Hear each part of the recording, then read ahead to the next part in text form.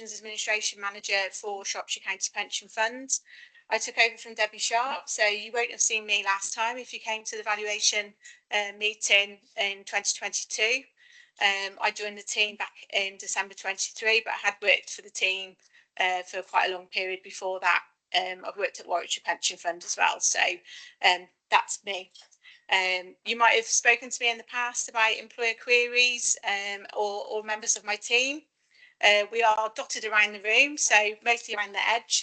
So we have got a few of us in the room if you need to catch up with any one of us a bit later. To my side is Pete Chaddison. Pete is the responsible investments manager for the fund. And we've got Michelle Doman and Mark Wilson from Mercer, the actuaries. So these are the number crunchers. Michelle and Mark do all the number crunching for you and come up with all that information on your schedules that you should have received, which will confirm what your new employer rates will be from the 1st of April 2026. So I'm not going to talk much more about valuation stuff. I'll leave that to Mark and Michelle. My bit of the meeting is kind of an introduction to what we're going to go through today, but also just to give you a reminder about the work of my team and what we've been dealing with over the last year and what we will be dealing with in the next 12 months as well, what's coming up for us. So the agenda for today, obviously, I'll just run through a bit about the administration. We will talk about the valuation results. If you have got any questions, Mark and Michelle will have a pause in between each section of their presentation. If you want to ask a question, you will need to press the microphone on your table. So it's the right button and make sure the red light comes on. Because we are recording the session, it won't pick up your voice if you don't put your microphone on, if that's okay. If you're not close to a microphone, you want to ask a question, just head towards the table where there might be a vacant seat to ask those questions. The questions that we would expect from you probably won't be specific employer questions. It might be general questions. There will be an opportunity to ask Mark and Michelle questions at the end of the meeting. But also, if you've got a more in-depth query that you want to discuss, you can actually book in and have a meeting with Michelle and Mark later on this week. We've got some time slots. So we've got a schedule at the registration desk. So if you do want to make an appointment, try and get in there and pick a slot that you're available. We're also going to be talking about the funding strategy statement today as well. So this document sets out how we've arrived at the results for the valuation and what we will look at going forward. So assumptions used to kind of calculate the risk and the cost of the fund and make sure that we apply those so that they're fairly applied to you as employers. You know, we need to keep everything at a sustainable level, and Mark and Michelle will go into a bit more detail.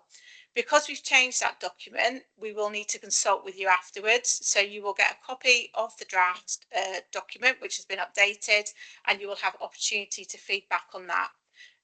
We take it to committee on the 5th of December, and then we will send it out to you for consultation. So you will get more information from us on that.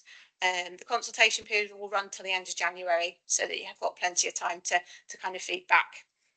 And then obviously at the end, if there's any other questions, we'll have some time at the end to go through those. So about the local government pension scheme. So all of you as employers in the fund are part of this defined benefit scheme that you offer to your employees. There's 86 funds that administer the LGPS, Shropshire County Pension Fund being one of those. In total, it is worth over £390 billion. So it's, you know, it's big money. And there are over 6.7 million members, which is covered by over 15,000 employers. So there's 15,000 employers in the UK that give access to the local government pension scheme. What that means for Shropshire, so we have over 50,000 members. We have 165 employers. So I just wanted to kind of give you some perspective there on how many people we are dealing with just in Shropshire alone. And our assets, they're worth 2.7 billion at the moment. So that's Pete's job. He looks after that, doing the investments. How the team works. So the administration team Together with investments, we're split into different sections. So we have a head of pension, that's Justin. Unfortunately, he couldn't be here with us today, but he is our LGPS senior officer. You've then got me as the pensions administration manager, and I have 3 work streams. So I look after communications and governance, membership and benefits, and systems and employee relations. And you as employers will have had contact with all 3 of those teams at some point. Pete's team obviously looks after the investment side, but also the accounting for the pension. So the pension fund accounts, that's falls into Pete's remit. Over the last 12 months, it's been extremely busy. Obviously, we've been focusing on the valuation, making sure that the data that we hold for all your employees is correct, so that when it gets sent to Mercer to do their calculations, it's accurate, so that it comes back with, you know, the right numbers for you to work out what your employer rates will be.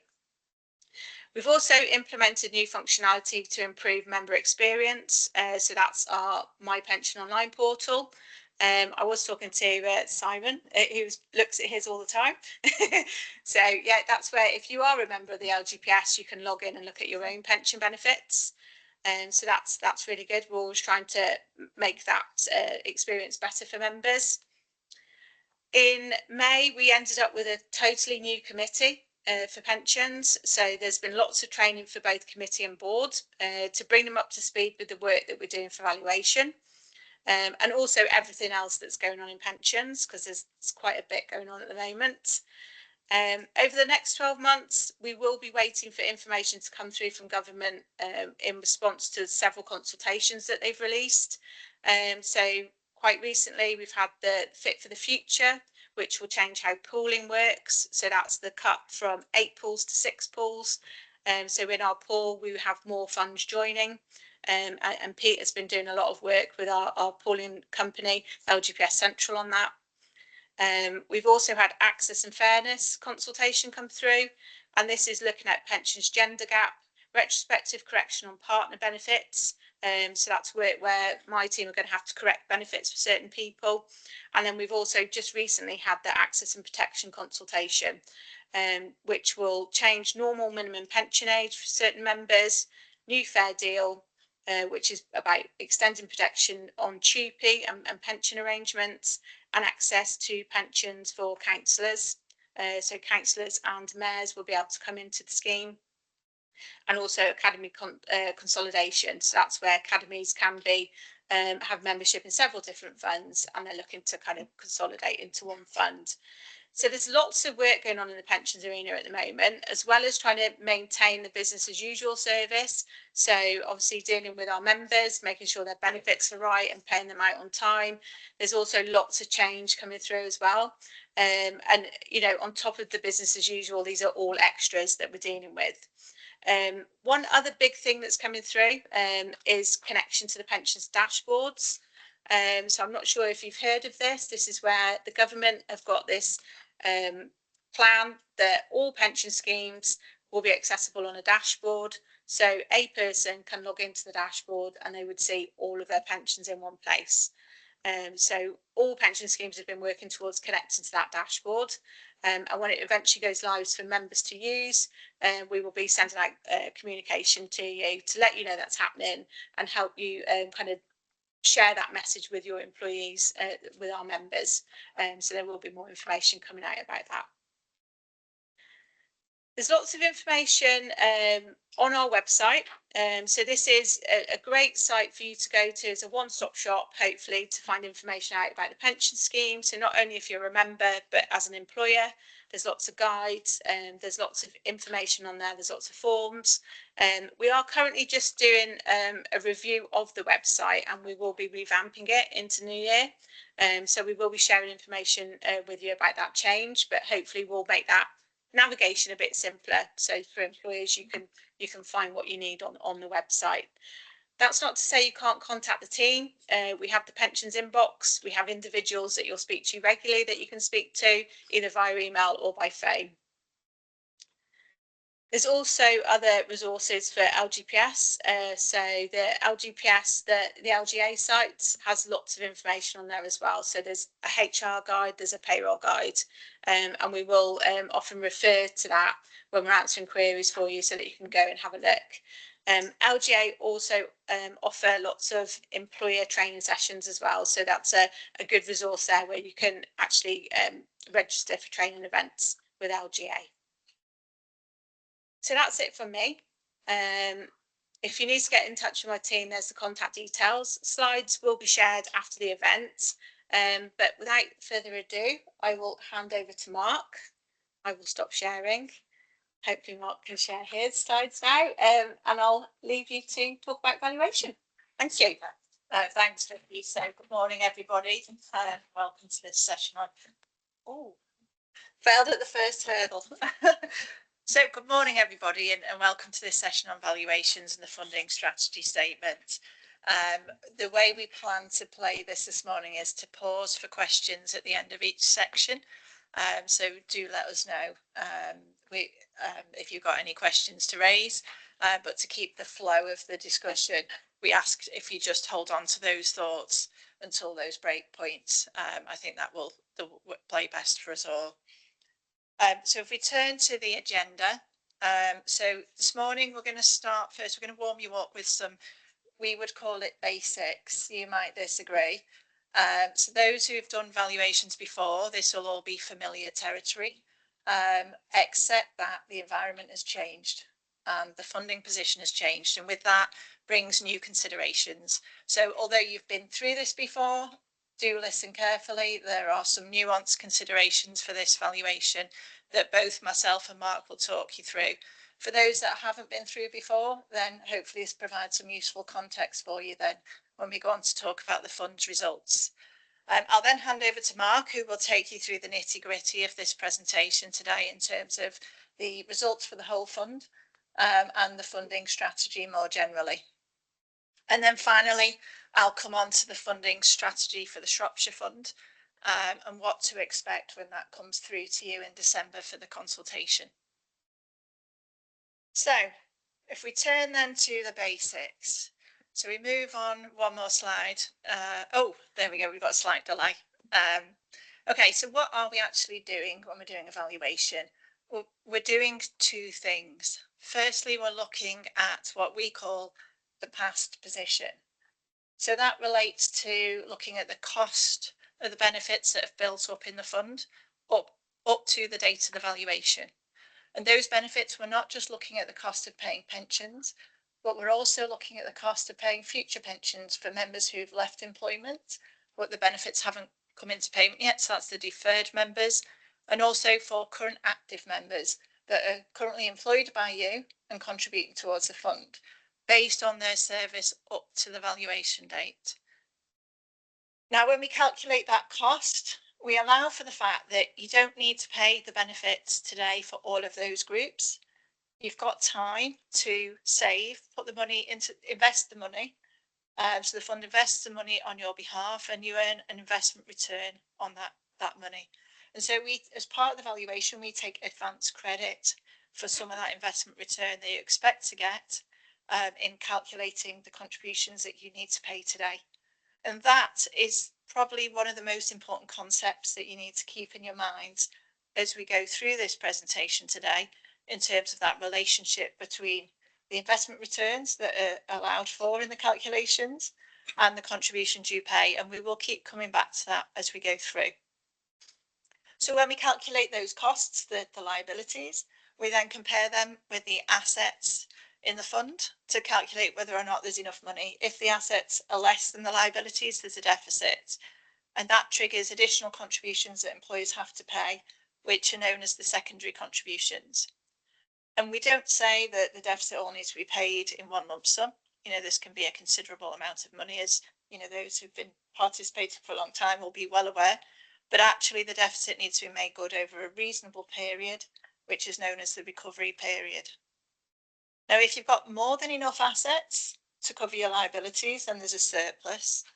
And depending on the amount of your surplus and the fund's policies, then you can actually end up getting some of that surplus back by means of contribution reductions or contribution surplus offsets, the term we also use. And again, that's applied over a period, so you don't get a lump sum back. It's over a recovery period so that costs can be smoothed over time. Now, when we're doing the valuation, we also look at the future position. So that's just the past position, your balance sheet. The future position is calculating the cost as active members. So your employees are earning benefits in the fund, and that cost is expressed as a percentage of pensionable pay. It's known as the primary rate, and you'll probably hear Mark and myself sort of interchangeably refer to it as the future service contribution rate as well. So that's expressed as a percentage of salary. Now, we calculate that for the fund as a whole, and the results we'll talk to you today are about the fund as a whole, but you'll know sitting here today that you've also got individual results based on your own employees and former employees. And the results that you get based on your own employees and former employees depend very much on the circumstances, the contributions you've paid in, the kind of experience that has happened to your members, so what ages they've taken retirement, the life expectancy of your members. So they're very specific, and they will vary significantly between employers based on your circumstances. Likewise, the primary contribution rate or the future service rate will also depend on your own circumstances. And we note here, an example of the age of your members or the sex of your members. There are a number of circumstances that actually influence costs, but I think these are the two key drivers of your primary contribution rate. And the reason for that, if we just step back, well, I think perhaps the sex is a little bit more obvious because it's probably fairly commonly known that women have a longer life expectancy than men, and therefore pensions are expected to be paid for longer, so the costs are higher.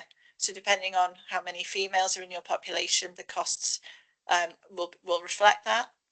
Likewise, for age, going back to that investment return I mentioned and the advance credit we're making for investment return, if you've got a population of members that are very young, say, let's pick 25, you've got a very long period in the future. So when we're paying contributions, you're getting investment return over potentially 80 plus years into the future.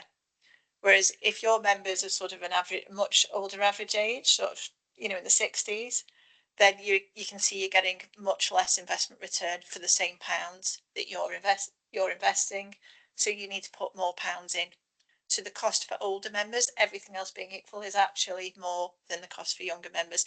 So all of these things influence your costs as employers in the fund, and that is why your contribution rates and your funding levels will be very different to the funding level for the whole fund. So the relationship, we turn on to the next slide, the relationship between investment return and contributions paid in is so important. We've devoted a whole slide to it. And this is because if we're assuming a higher rate of return on contributions paid in, then you need lower contributions. You need to pay in lower contributions. And the reverse is also true. But the key thing to take away is this impacts the contributions you pay in. It doesn't impact the actual costs of the pension fund, because the actual cost of the pension fund will depend on things like what actually, the actual benefits that are paid out, the actual experience, what really happens, not what we assume will happen. What the assumption does for investment return is it impacts the timing over which those costs are paid. So, take, for example, if we assumed an investment return that wasn't delivered at the next valuation, so the assumption was too high, then in the next you would have paid lower contributions at this valuation, but then when we fast forward to the next valuation, suddenly there's a deficit because we haven't paid enough in. If there's a deficit, that triggers secondary contributions, which then have to be paid on top of your primary contribution rate, and so costs then go up. So what this assumption of investment return has done, because it's been too high, is it's delayed those costs coming through. So you've ended up with much higher costs coming through at a later date. And this is the key challenge for setting the funding strategy. If you could sum it up into one sort of concise message, it's that balance between making sure the fund has enough money to pay all the benefits, but also balancing how those costs are paid for by employers in an even way over time. We've got to set prudent assumptions because you've got to have a reasonable chance that the money will be enough.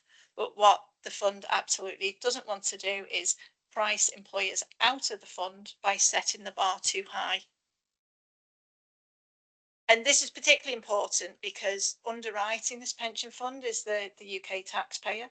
And there's actually requirements that we will come on to about having stable costs over time to ensure there's intergenerational fairness across both current taxpayers and future taxpayers. So all of this is a sort of critical consideration. It becomes even more important when we're thinking about surpluses, because with surpluses, it brings a new challenge. The requirement instead is that if there's a pot of money already there, how much is returned versus how much is kept back for that stability. And again, this is something you'll hear more about as we go through today. So if we turn over to the next slide, just got a bit more here about the valuation assumptions. So to calculate the liabilities, i.e. the costs, we need to know what all the future benefits are going to be. Obviously, we don't know those until they've all been paid out, so we've got to make assumptions. Now, we typically talk about assumptions in terms of financial assumptions and demographic assumptions. So financial assumptions are probably fairly obvious, things like the investment return assumption, the allowance for future inflation, pension increases, salary increases. They typically impact on the amount of the benefit that needs to be paid in the future. And then we also have to make demographic assumptions. So as shown on the slide here, that's things like how long we assume people will live. It's also things like to what extent people will retire early and therefore benefits need to be paid earlier, or, you know, people retire in ill health. So the demographic assumptions typically impact the likelihood of a benefit being a certain type of benefit being paid, or the timing of when it's paid. Now, as you'd expect, you know, we don't just pick these assumptions out of thin air. An awful lot of work goes into the sort of analysis and the advice and the considerations by officers and committee in order to arrive at suitably prudent assumptions. So, for example, the investment return, which is, you know, the most important assumption in terms of its impact on costs and also ensuring stable costs, is set by looking at a very complex stochastic model that predicts the future relationships between different investment classes, and then also looks at the fund's own assets to come up with a sensible prediction for what may play out in the future. And then the fund takes a prudent view on that. In terms of inflation assumptions, then we look at market predictions. We also look at the Bank of England predictions. And for the demographic assumptions, we carry out a detailed analysis of the experience of the members in this fund, as well as looking at more broadly across the national statistics. And we also look at scenario analysis, because what's important, obviously, is what's going to happen in the future. The past is interesting and helpful, but we're trying to predict what's going to happen in the future. Now, as well as the analysis determining the assumptions for the valuation, one part that will be of interest to a number of employers here is also the insurance arrangement that the fund operates for employers with less than 200 active members. So this is called the ill health captive insurance arrangement. And what this is it's an insurance policy in the fund. So it's more cost effective than going to an external insurer because you're not paying for that insurer's profit margins. And this provides protection against the cost of ill health, early retirement strains. So the reason smaller employers need additional protection against those costs is that when an active member takes ill health retirement, additional benefits are triggered to deal with that, you know, that situation in line with the regulations. Now, those additional benefits can be very expensive, particularly if a member is quite young. And for an employer with smaller number of members in total, that cost of those additional benefits can be proportionately very, very high and significantly impact your costs. So this in-house insurance arrangement insures you against that, so that you're paying a premium and in return you've got insurance cover for those additional costs coming through. And the demographic analysis that we carry out is used to help set the appropriate level of insurance premium for the fund. So just one more slide on the basics before we move on to the actual results. So this chart, if I could have a favourite chart as an actuary, I'm a number cruncher, so I'm quite sad I do have favourite charts, then this would be my favourite charts, because what this is showing is the annual year-by-year projection of all the benefits that a pension fund, a typical pension fund, would pay out. Now, it's not specific to Shropshire, but you would expect to see a similar projection for the Shropshire Fund. So in purple, we've got payments going to the pensioners. On the vertical axis is the amount of the payment, and on the horizontal axis is the period of time, or when you expect those payments to be made. And you can see, even for pensioners, we're looking at quite a long time horizon, up to 40 years before those pensions are projected to tail off. In green, we've got those deferred members who aren't yet retired, but aren't building up any benefits. Now, their projected benefits actually grow before they start to tail off. And that's because deferred pensions increase in line with inflation before retirement. And so there is a period of growth. And then finally, in blue, you've got the active members. So for them, they're still accruing benefits as well as getting the inflation on the earned benefits. And so their cash flows increase even more before they tail off. And the key point here is that when we are calculating your liabilities, you just see a single number in your results. But what that single number represents is in respect of your employees and former employees, the sum of all of these different future cash flows, all discounted back to the valuation date. And crucially, if we change one of the assumptions we've made, your liabilities will change. So they are just an estimate of the cost, a prudent estimate, but an estimate that can change over time. Now, in terms of the assumptions that have the most impact, I mentioned the investment return assumption. Another key assumption as indicated here is inflation. So if you assume higher inflation, we're assuming benefits increase by more, and so your costs will intuitively be higher. And then life expectancy is the other key assumption, assuming how long benefits are paid for and the chances of some benefits being paid. And the longer the life expectancy, the longer the period of these cash flows. So again, pension costs will go up. Now, as well as the assumptions impacting your liabilities, obviously actual experience ultimately impacts your costs. So the extent to which your actual experience is different to what's been assumed, you will see liabilities change over time as well.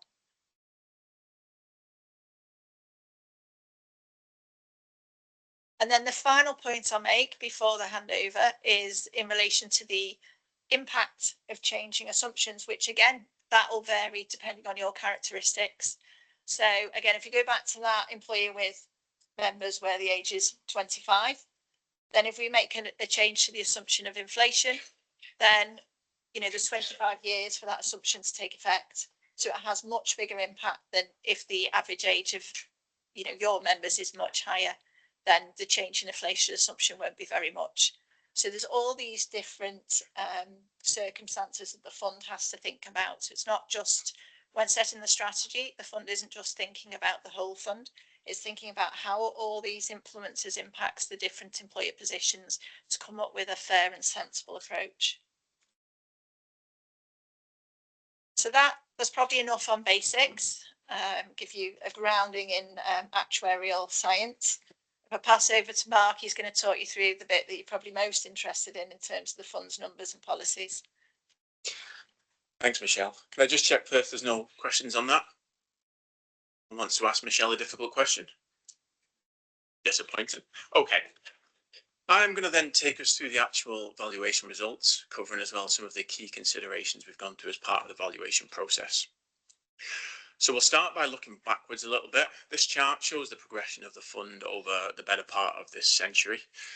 Now, the reason I'm showing this is because, as some of you will have seen, if you've already had your results, as a lot of you have, the fund has done well and it's in a good position. at the current valuation, but it's important to put that in a little bit of historical context so you can understand what it means and what it doesn't mean, and take those figures in the kind of context that they deserve to be taken in. So if we go back to the start of the century, the fund was quite significantly in deficit, 83% funded. What we saw over the first decade was a slight worsening of that position. Essentially, over that decade, investment performance generally across markets wasn't particularly good relative to inflation, so pension funds didn't do particularly well.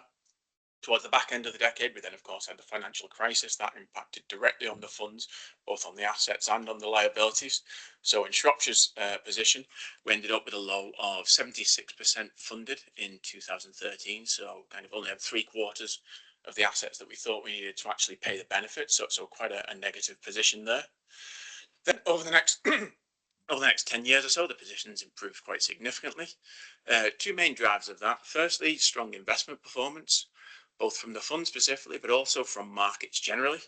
Now, while that's a positive, it does serve as a reminder of some of the things Michelle's talked about how reliant we are and exposed we are to investment markets. And while they've been kind over the last decade, that may not be the case going forward in all cases. And so that's something we need to consider and factor in.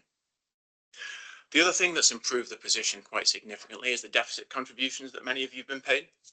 So when the fund doesn't have enough money, you pay more. It's simple enough in that sense. You've been doing that over the last decade or so, and that's helped to improve the position.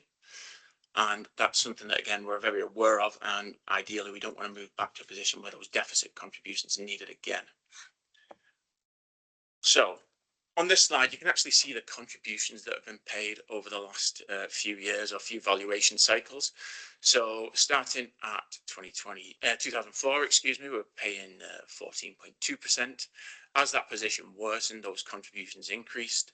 They reached a peak in 2013 of 22.2% before reducing gradually over the last few cycles as the positions improved. The split there, the green bars, are the primary contributions, so for new benefits being earned. They've increased gradually as we've adjusted the assumptions and come more to understand the level of risk there and built in additional prudence where we're able to keep those contributions more stable, as we'll come on to in a little bit. The yellow bars, probably more interesting here, those are the deficit contribution you've been paying, and you can see how significant they became, 8.2% at the highest point. So a real significant amount and a real burden on the employers. And so one of the things, and this is a theme that I'll kind of repeat, is we've been looking at this valuation. What can we do to limit the chances? Because we can't prevent it, there's no guarantees that we can give. But what can we do to limit the chances that we have to go back to those sort of deficit contributions going forward? So that's a key factor here. I think generally something we talk about a lot is contribution stability. The fund likes to keep contributions as stable as it can. You may look at that and think that's not particularly stable, they've been all over the place. But there are good reasons for that, as we've seen on the funding level. And a particular point to note is at previous valuations, when things have been bad, the fund has done things, changed parameters. It's taken different approaches to limit some of those increases. So probably the best examples at the 2013 valuation. As you saw on the previous slide, the position then was real bad. Now, what we saw over the 6 months following the valuation, the position improved quite a bit. And so we actually set the employer contributions based on the position 5 or 6 months later to give credit for that improvement, to limit the increases in contributions we saw at that valuation. So I'm raising this just to make the point, and so you're very aware that the fund focusing on stable contributions as much as is practical and reasonable is not a new thing. It's something we've done in the past to the benefit of employers, and it's something we continue to do going forward. So that gets us to the last valuation. What's happened since then? A lot's happened. The three big factors are on the screen here. These are the three main drivers of the changes we've seen between 2022 and 2025. So the first one is the fund's investment performance, which has been positive in the sense that we've returned 14.4% over 3 years, about 4.6% a year, which is pretty good and pretty decent LGPS wide and generally speaking. However, it's slightly below the actuarial assumption at the last valuation, which was 4.8%. So over 3 years, that's acted to knock about 1% off the funding level for the fund on average. Varies a lot employer to employer, as has been discussed, but on average, about 1% off. So that kind of illustrates some of the points Michelle was making around reliance again on investment returns. Even a pretty good investment return of 4.6% a year, if you're assuming higher than that, then when you don't achieve it, you get that kind of drag on your funding level. So just bear that in mind again, this reliance on future investment performance. Second point is probably no surprise to anyone. Inflation's been high. All the benefits in the scheme are linked to inflation, mostly directly. So when inflation is high, the scheme gets more expensive. So in 2023, the pension increase was 10.1%. In 2024, it was 6.7%. So in just over 12 months, all the future cash flows of the scheme, all the ones that Michelle showed on her favourite chart, they all went up by 17% in perpetuity, just over a 2-year period. Now, we did expect this at last valuation, so it wasn't a surprise. It was built into the funding plan. But again, it shows how exposed you are to changes in inflation. And if you get unexpected periods of high inflation, particularly if they stick for a while, then the scheme can get a lot more expensive quite quickly. In this case, as I say, it was factored into the funding plan, but if we look at it in isolation against the long-term assumption, so inflation's been about 5.2% a year, we assumed long-term average 3.1. So compared to that, that knocks about 5% off the funding level. So that's quite a chunk in just 2 years' time, to give you a feel for the kind of level of exposure there. So those are the first 2 points, and they're both negative and they're both measurable, which is to say I can take all the numbers, I can crunch them, and I can tell you exactly what they did to the funding level. The third point is the big positive, but it's also not something that can be measured in quite the same way. It involves quite a bit of judgment. So as we've touched on, to value the assumptions, to value the liabilities, we make assumptions about investment returns in the future, and those assumed future investment returns have increased quite a bit. Now, the reasons for this you'll be familiar with. Interest rates are up. You'll have heard about gilt yields being up, which is kind of bad news for the Chancellor, but it's good news in pension fund terms, because that feeds through into your investments, specifically you invest in those kind of assets. Beyond that, there's an expectation that this will feed into your other assets, your stocks and shares and all that more generally. And so we expect higher returns going forward. But the keywords there are expect and going forward. We don't know if this is going to happen. We expect it based on market conditions now, and so there's an assumption that those returns will be higher going forward, but we're banking on something in advance that ultimately may or may not go to pass. And so the big question is, how much credit do you take for that in advance? How much credit do you take for these changes now in terms of pushing contributions lower, versus how much do you hold a little bit back, apply a little bit more caution, so that that return target that you have to beat to stay on track with your funding plan is a little bit easier to achieve. And we've done a lot of work with the fund on that to try and pitch those discount rates, those assumed future returns at the right level. But just to summarise, overall, this is a positive. You'll have seen your funding levels. I expect most of them are up, and that's true at the fund level overall. So overall, these 3 factors are a positive for the fund. The other thing we like to do at each valuation, and have to do, is look at the demographic experience, particularly life expectancy. Not a cherry task, but it's one that has to be done. So we look at the experience of the fund, how many people are dying versus what we assumed, rates of life expectancy improvement, all those sorts of things. We overlay that then with national trends, the latest research on expectations of future improvements in life expectancy, and we come up with some specific assumptions for Shropshire that reflect both your experience and the wider national trends. And you can see the impacts of life expectancy there on the table. So essentially what we're seeing is a reduction in assumed future life expectancy. Now, this doesn't mean that people are dying sooner now. What it means is the improvements that are built into all these assumptions when we've looked at the evidence, and again, this is a national thing, not a Shropshire thing, but when the evidence has been looked at, those improvements haven't come through to the same degree that was assumed. So life expectancy is improving by less than we'd assumed at the last valuation. Now, obviously that's a negative on a personal level, but from the funding perspective, it does give a gain to the fund. So that's brought the funding level up by around 2.6%, 2 to 3%, variation again by employer. And it brings those primary contributions down by around about 0.2% as well. And that'll be in the results we see and the results you've received. So it's a gain from a funding perspective, if not from a human perspective, let's call it. So now we start to come into the meat of things a little bit. As part of the valuation and the funding strategy, we set a lot of assumptions. We make a lot of decisions around funding parameters. The big ones in terms of the impact on contributions are on the screen. So the first one, Michelle's covered quite a bit, the real discount rate, that real future investment return above inflation, which is the key driver of your funding position, your primary contributions, your secondary contributions, everything you pay. Now the mechanics there, as we say, ultimately, the higher the return, then the cheaper the scheme. The higher the assumed return, the lower the contributions, and vice versa. And as I said in the last slide, there's been a lot of work deciding where exactly we pitch that assumption. The second one is a new thing. It's called a sustainability reserve. As we've moved into surplus, you have to consider how that surplus will be used. This is something that some funds apply.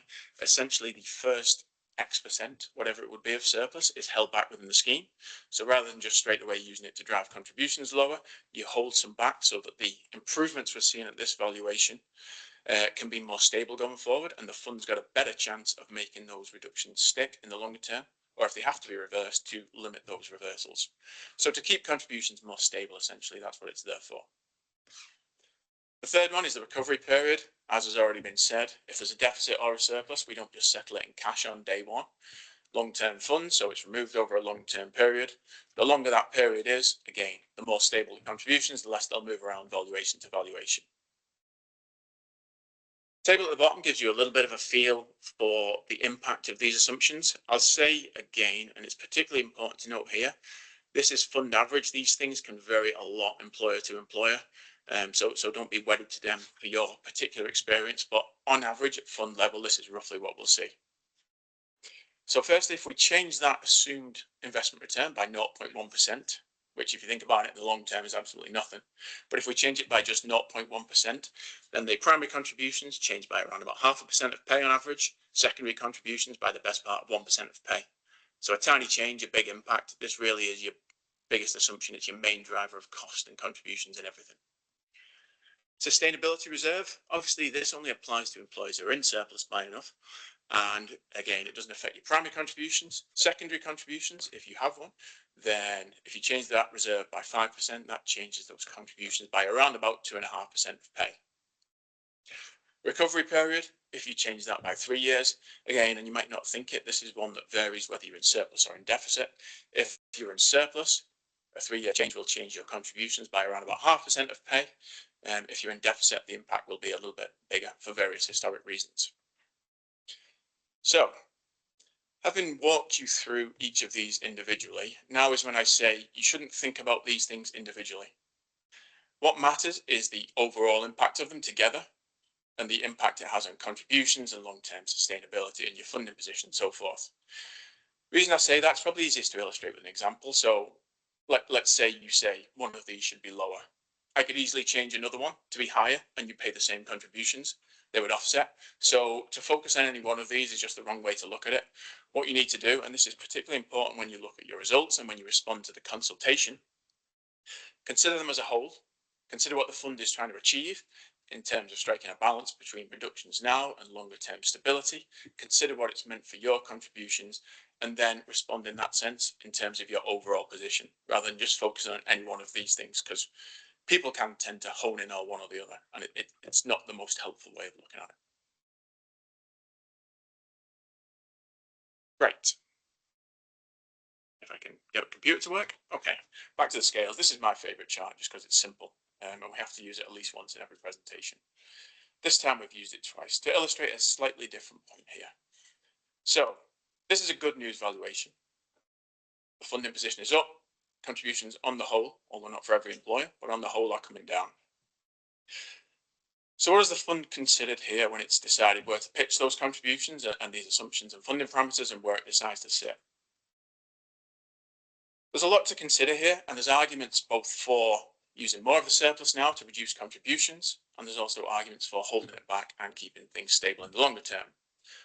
So I think the big argument for more stability and less reductions is essentially something that all the LGPS funds I've spoken to are grappling with, which is what if we cut contributions too far and then we have to reverse that in the future? Now, what would happen in practice, I'm sure you can understand probably better than I. If you cut contributions too far, that money is going to disappear into core budgets and core services.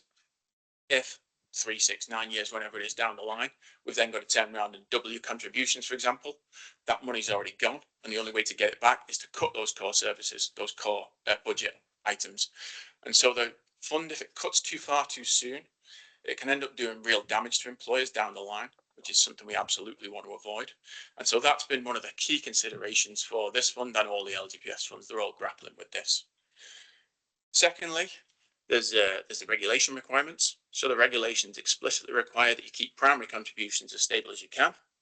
Beyond that, there's other things in the regulations around cost efficiency in the long term that lead you towards keeping contributions generally more stable. So there's a regulatory steer there. Also, Michelle mentioned before the idea of intergenerational fairness. So it's important to understand how the scheme works in practice. So we today are giving out these benefits, we're handing them out to people, but it'll be future generations who make sure they actually get paid.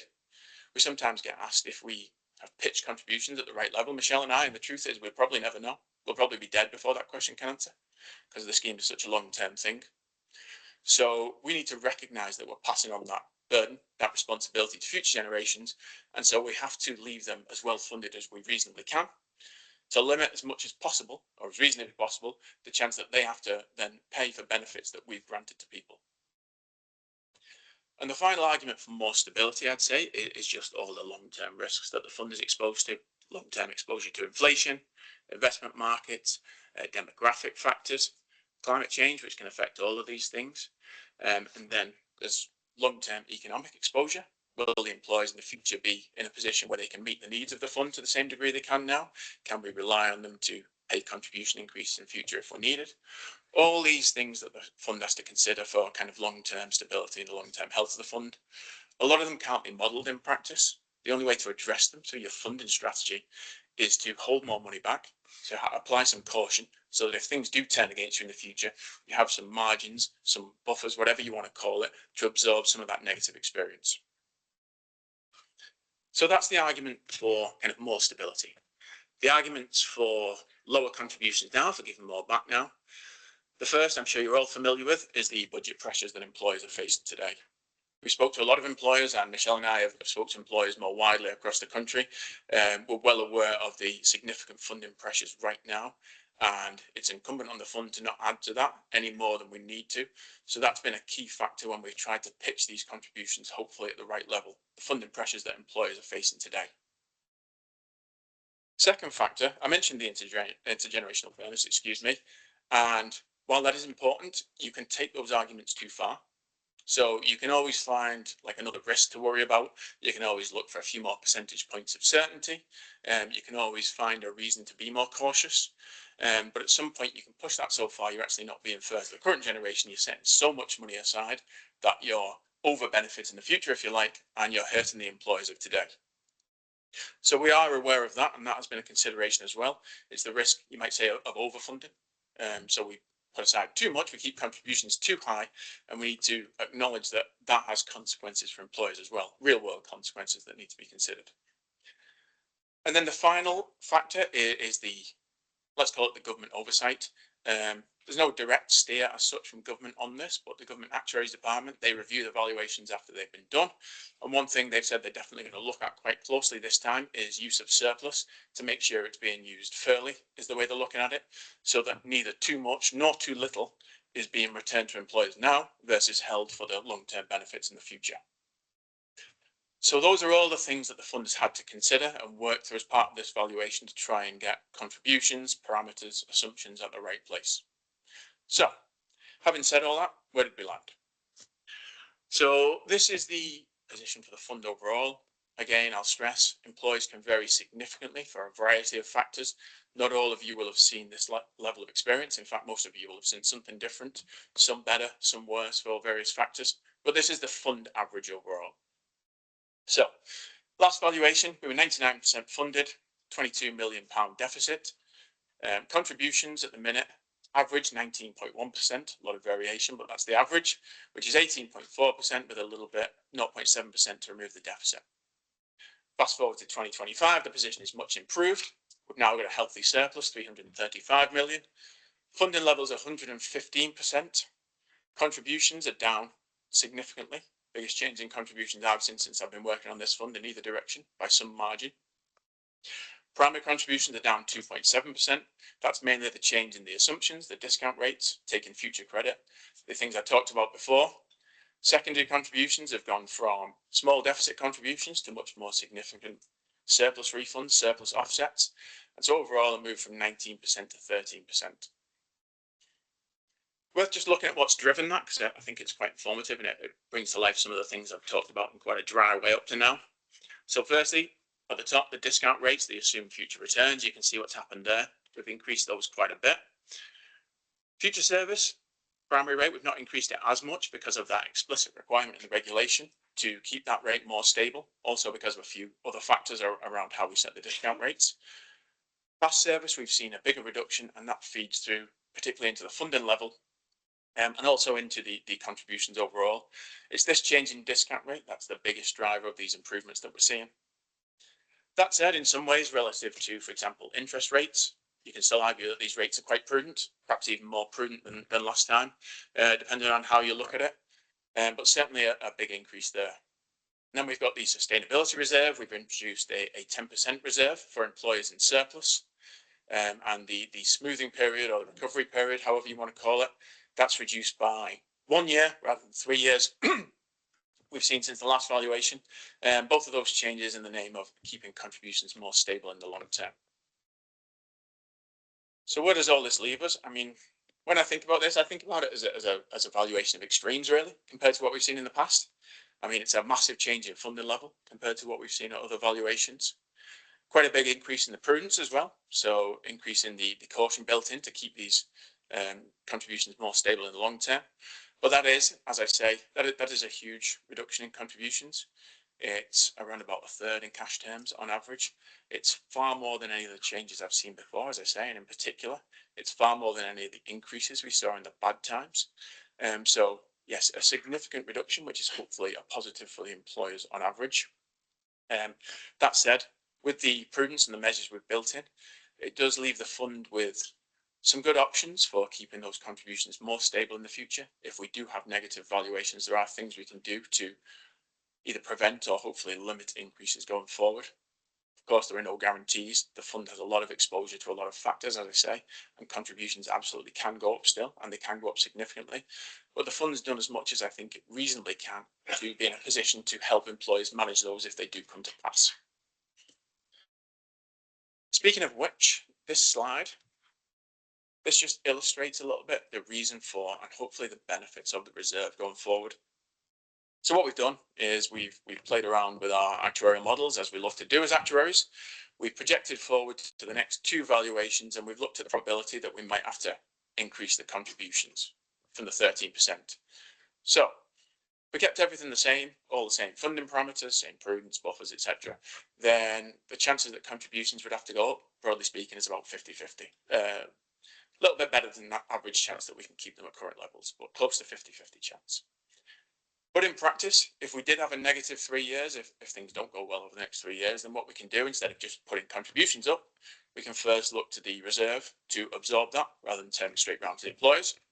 So if we use half the reserve, for example, then there's a 60% chance we can avoid contribution reductions. And if we can't, those reductions will be smaller.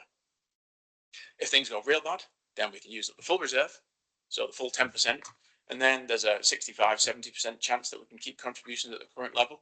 And again, if we can't, the increases would be quite a bit less than they would otherwise be. So that's what it's there for, and that's the trade-off. It increases the chance that your contributions can stay stable and that the significant reduction we've seen can be made to stick for the long term. And if they can't, then it'll limit any increases. Final point from me, because I feel like I've talked for a long time now, is a bit of a technical point that doesn't apply to every employer. The way the fund works, there's a lot of employers in there. Now, many of them have taxpayer backing, direct taxpayer backing or indirect. And so the fund can be very confident that ultimately it'll get the contributions it needs going forward.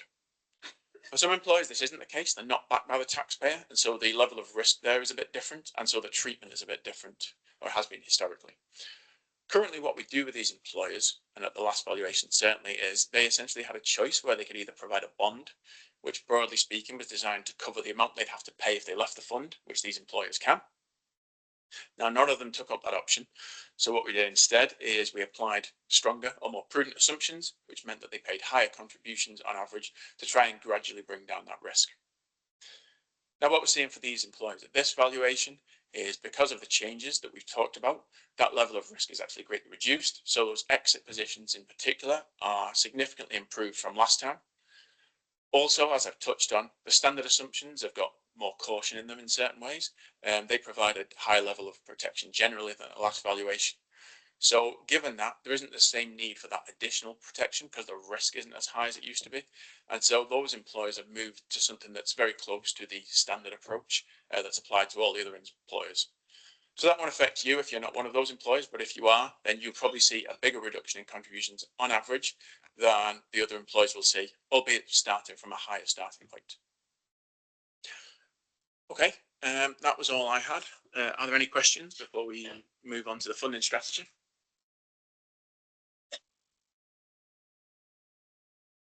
Okay, thanks, Mark. So you're giving us a really easy time today. Maybe get your thinking caps on as we go through this last section. But for the moment today, we're fine with an easy time. We're quite happy with that. So the purpose of this section is to walk through the funding strategy in a bit more detail. You'll be getting the funding strategy statement through in December. That will set out the fund's policies and approach. And this section will hopefully warm you up for what's to come, so you know what you're looking for and what you need to think about. Okay, so if we move on to the next slide, thanks, Mark. Before we go into that, I'm just going to step back and just go over a few sort of regulatory and guidance points. So obviously we're doing the valuation to assess the solvency of the fund and employer contributions needed to maintain that. But let's not forget we're doing this also because legally the fund has to do a valuation every 3 years. The requirements to do a valuation are set out in LGPS regulations. And as Mark has alluded to, these regulations place a requirement on 2 key areas. Firstly, aiming to ensure as stable as possible primary contribution rate, so that percentage of pay, future service rate, and also to balance the solvency of the fund, so 100% funding level versus long-term cost efficiency, so that's stability of cost as well.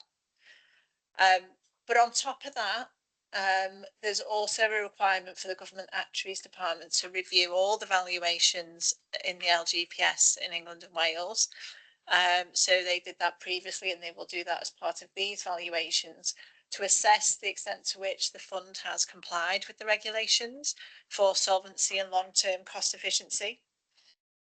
On top of that, the regulations require the funding strategy statement to be set and reviewed as part of every valuation, and they require Mark and myself to have regard to that when we're calculating your contributions and your liabilities in the fund. So alongside the regulations, there's also guidance, and that's what this slide here sort of focuses on. The first set of guidance was introduced in around 2016. It was published by SIPFA and MHCLG.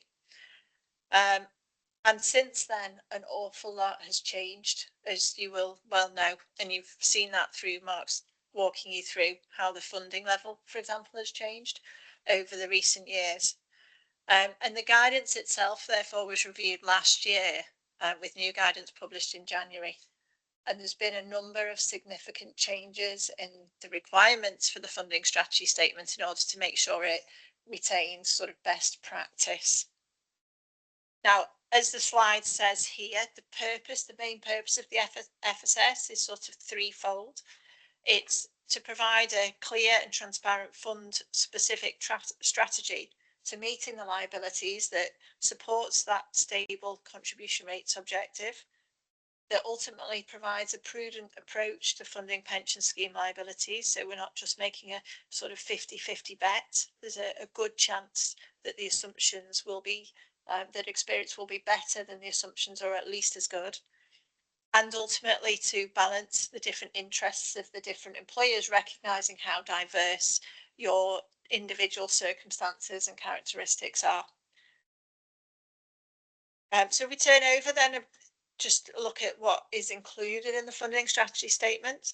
Well, the things that have to be included are sort of recognition of the fund's objective for solvency and cost efficiency and intergenerational fairness requirements. There also needs to be sections around how risks are managed in the fund. This includes climate risk as a key long-term systemic risk that will impact both employer financing and costs of providing the benefits. And also it has to set out how different employers are treated. Now, the key thing to be aware of, particularly, you will have seen funding strategy statement before, most of you here, is that actually the new funding strategy statement, or FSS, has changed considerably from previously. And if you think about it, the guidance wasn't updated for nearly 10 years. So it's brought it very much into line with current circumstances. The key things that have changed relate to sorry, I'm struggling to read this slide. That's better, make mine bigger. Yeah, it's key things that have changed in relation to the new guidance relate to the focus on an integrated approach for risk management, so right across all areas. In particular, there's an explicit reference now to thinking about employers' risk. So by employers' risk, it means that particular reference to the fact that there's a reliance on employers to pay contributions both in the short term and the longer term. So your ability to finance the costs is really important in deriving the policies, as well as in the guidance, an explicit reference for the need to consider climate risk as a key long-term risk. There's also a lot now in the new guidance around the employer consultation process and engagement with employers, recognising how important your views are in this whole process. And the fund has considered this in a lot of detail in terms of the support you get to understand the results and the funding strategy. And then finally, there's a lot in the guidance around sort of treatment of new and emerging issues. And a key one here is around surplus and how surplus is treated across different funds. The final point to make here is the layout of the FSS. So again, you will have been used to receiving two different documents, the employer events policy and the funding strategy, the core funding strategy statement itself. And the idea being that you've kind of got two, I'd call them bite-sized, but you probably disagree, two more bite-sized documents that addresses particular needs of the particular focus of those two documents. Because of the way the new guidance is set out now, those two documents have been compiled into the single FSS, and that's much more comprehensive than what you've been used to receiving. So if we turn on to the next slide, Mark, this will hopefully give you an overview of what to expect. So this slide, it sets out the contents of the actual Shropshire funding strategy statement.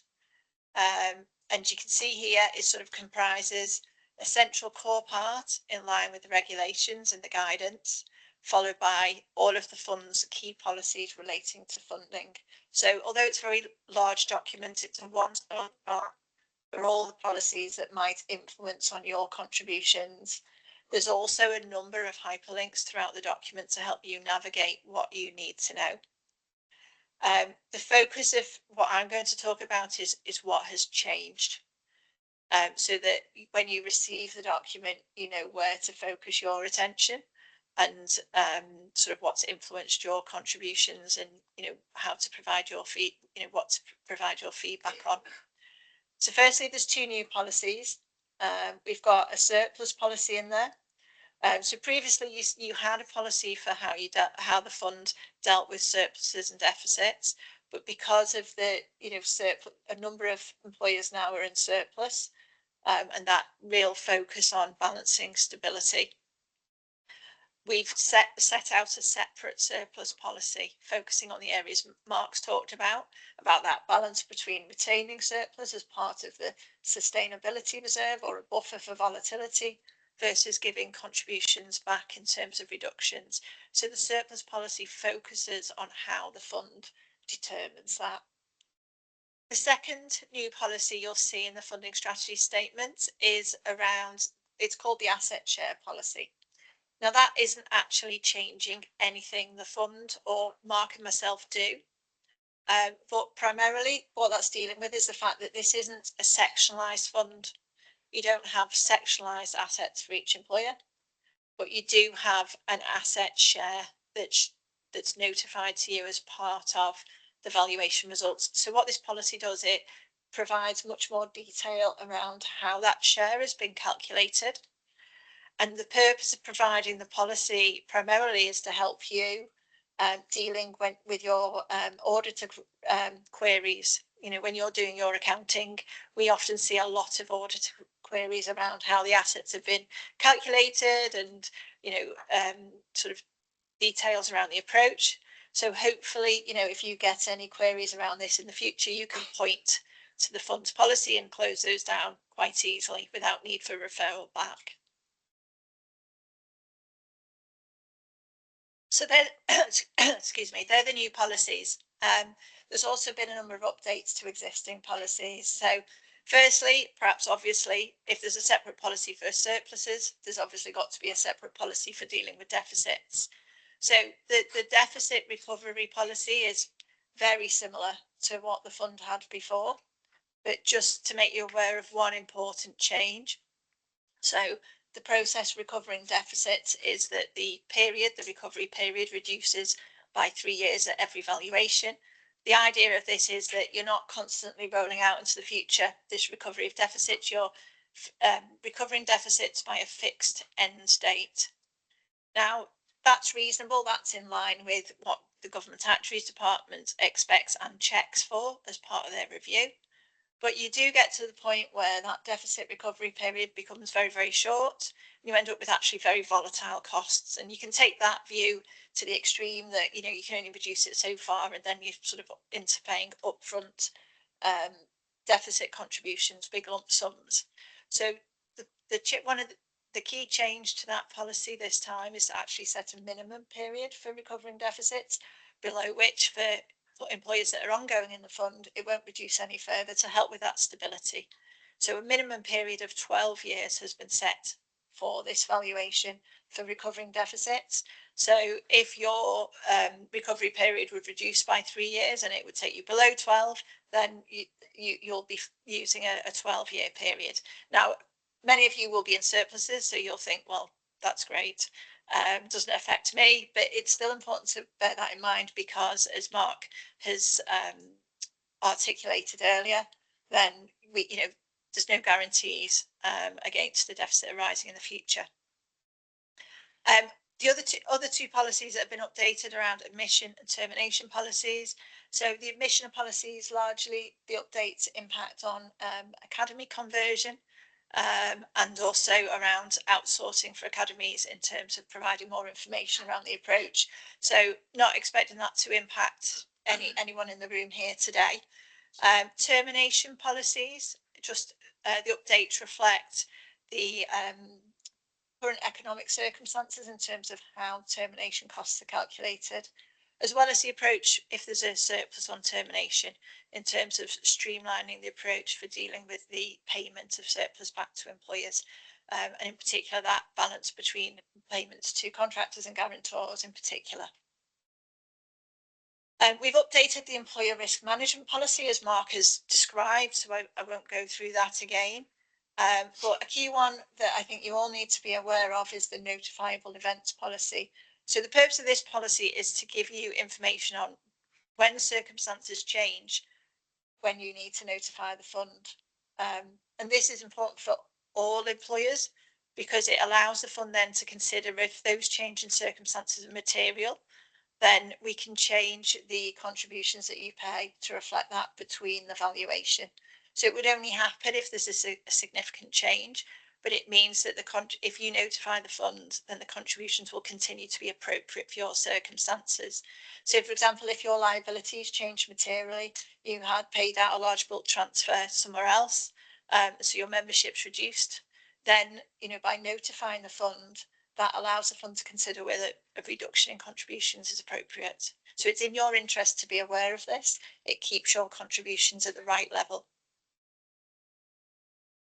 And then finally, as I've mentioned, we've combined the documents, so the employer events policy, the funding strategy statement are now all one-stop shop.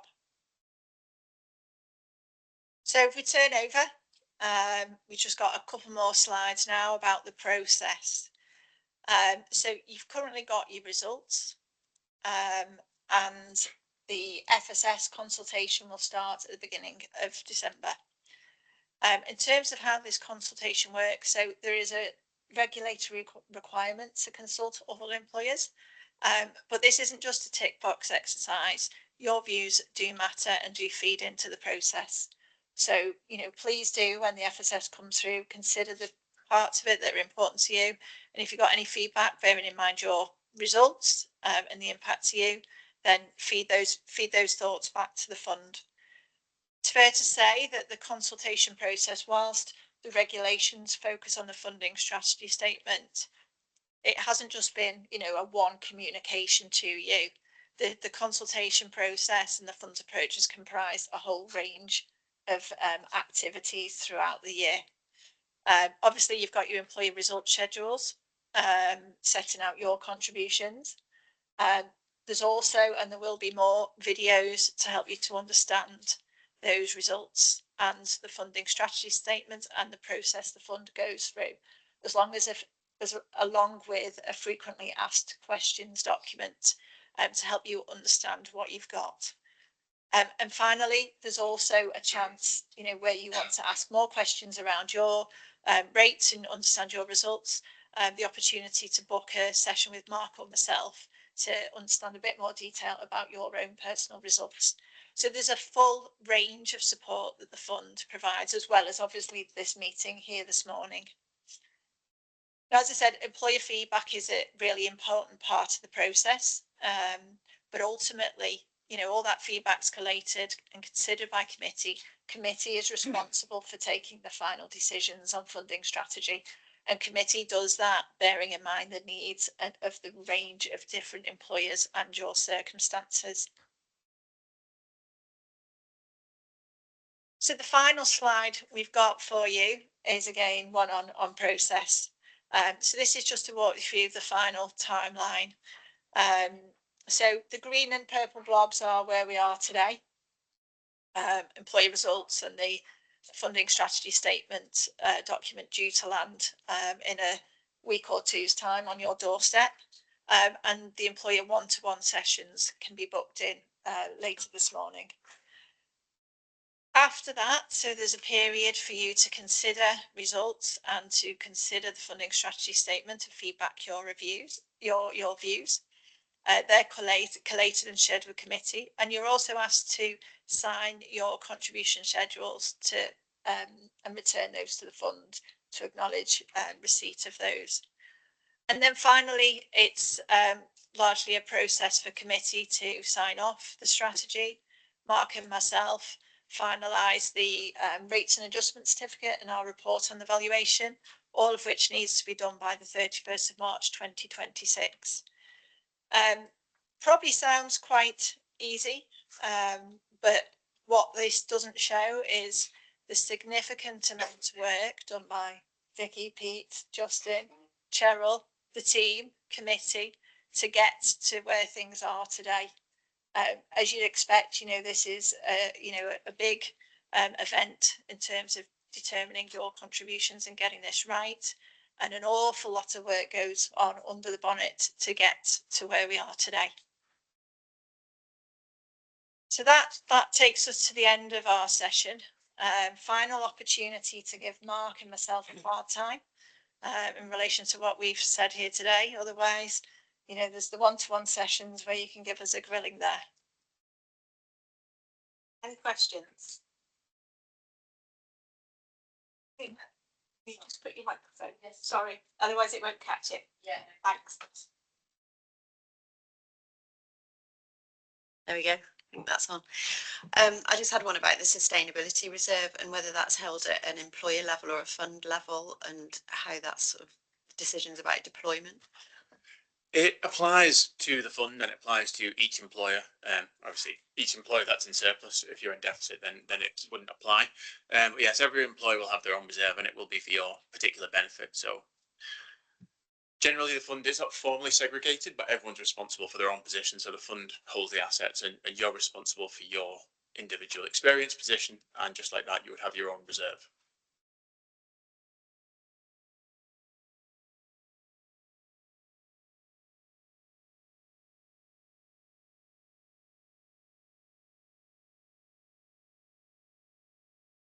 Okay.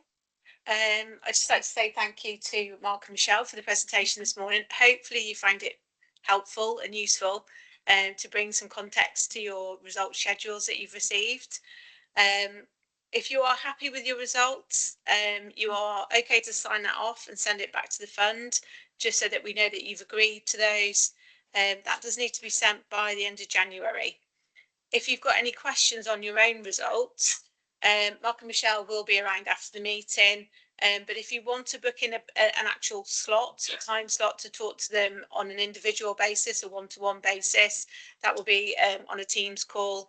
The schedule is with Jess and Leah, who are in the corner, who registered you as you entered into the room. So if you do want to book a slot, you can do that with Jess and Leah later on. So as Michelle alluded to about the funding strategy statement, that will be going to committee the 5th of December in draft, and we will then be sending it out to you.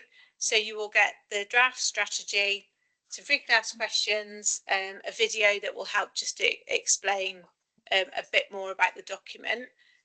We're also going to send a survey out with it this time, and I would really appreciate if you could send that back one way or the other. So if you've got no comment and you're happy, there'll be set questions on there just to say, I've received it, I understand what this document's saying, and I've had that chance to consider it, just so that we can get that feedback from you to say you're happy with that document. If you do have any feedback, obviously there'll be that opportunity there to let us know what that is. We can then consider it before it goes back to committee in March for sign off. So always happy to receive any kind of feedback on that. As Michelle said, we have had it as separate documents. There's some bits and pieces of it that would have been separate policies.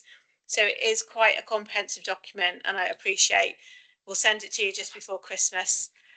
We'll all get into Christmas eating turkey and chocolate and maybe forget about it, but then we'll have the rest of January to kind of get back into that and have a read through. So if there's no further questions, we've finished slightly earlier than we anticipated. We've got the room until 12 o'clock. So if you do want to catch hold of either myself or Pete or Michelle or Mark, feel free to do so. But I'll close that meeting, the meeting now, if that's okay. Brilliant. Thank you.